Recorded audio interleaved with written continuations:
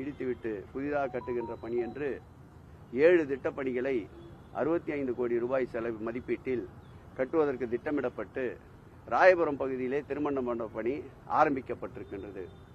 மீதம் இருக்கின்ற பணிகள் ஜனவரி மாதத்திற்குள் தொடங்கப்பட்டு அடுத்த ஆண்டு டிசம்பர் இறுதிக்குள் இந்த பணிகளை மக்கள் பயன்பாட்டிற்கு கொண்டு வருவது என்று திட்டமிட்டு வடசென்னை வளர்ச்சி திட்டத்திலே மேற்கொள்ளப்பட்ட இந்த பணிகளை தொடர் ஆய்வின் காரணமாக இந்த பணிகளை மேலும் விரைவுபடுத்தி மக்கள் பயன்பாட்டிற்கு கொண்டு வருவோம் என்பதை மகிழ்ச்சியோடு தெரிவித்துக் கொள்கிறோம். வடக்கு என்ற சொல்லின் மீது கொண்ட ஒவ்வாமையினாலதான் வட மாவட்டங்களில் திமுக அரசு எந்த நடவடிக்கை எடுக்கல.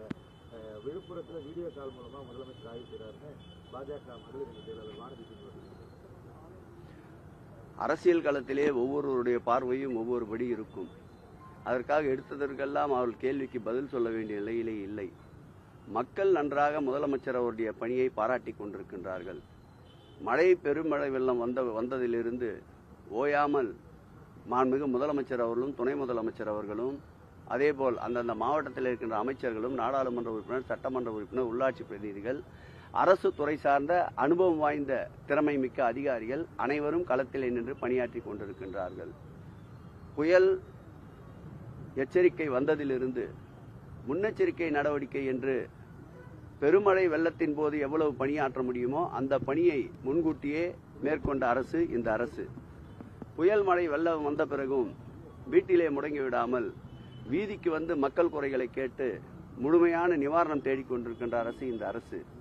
எதிர்கட்சிகள் என்பது எதிரி கட்சிகளாக இருக்கக்கூடாது.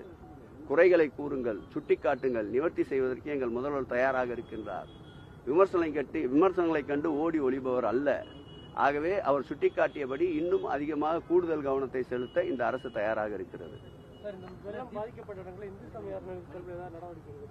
நிச்சயமாக நேற்றைக்கு கூட நம்முடைய துறையின் சார்பிலே ஆய்வு பணிகளை மேற்கொண்ட போது பட்டாளம் ஆஞ்சநேயர் கோயில் தெருவில் முட்டிய அளவிற்கு தண்ணீர் தாழ்வான பகுதி என்பதால் தேங்கியிருந்த நிலையில் அந்த தண்ணீர் அகற்றப்பட்ட பிறகு அந்த திருக்கோயிலில் காலையிலே நான் ஆய்வுக்கு சென்றிருந்தேன்.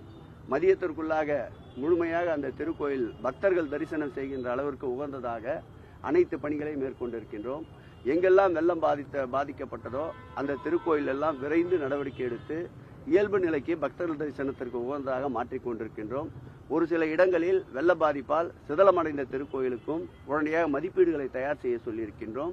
மதிப்பீடுகள் வந்தவுடன் போர்க்கால அடிப்படையில் அதை சரி செய்து பக்தர்களுடைய பயன்பாட்டிற்கு முழுமையாக அர்ப்பணிக்கப்படும்.